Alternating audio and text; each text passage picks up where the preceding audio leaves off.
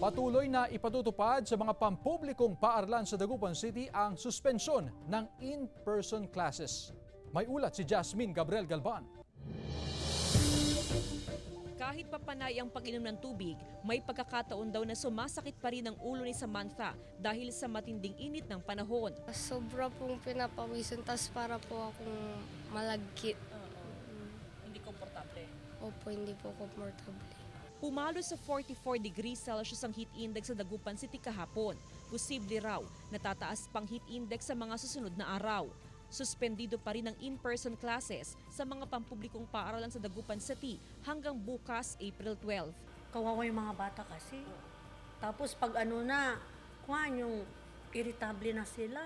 Nagsuspende rin ng in-person classes sa ilang paaralan sa Mapandan, Bayambang, Mga Tarem at Bani, habang hybrid classes naman sa iba pang paaralan. Maliban yung asynchronous classes, yung other schools na binanggit po natin kanina ay sa umaga ma'am ay face-to-face, sa hapon naman ma'am alternative delivery mode na po ma'am.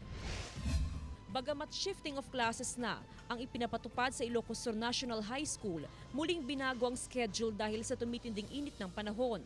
Wala ng klase mula alas 10 ng umaga hanggang alas 2 ng hapon, oras kung saan itatala ang pinakamainit na temperatura. Hindi naman aircon ang kanilang classroom. Kaya yung pinakamainit na oras ng araw, yun ang iniiwasan ng ating skulahan. Ito ay mandatory ng DepEd Central Office. Jasmine Gabriel Galban, 1 North Central Luzon.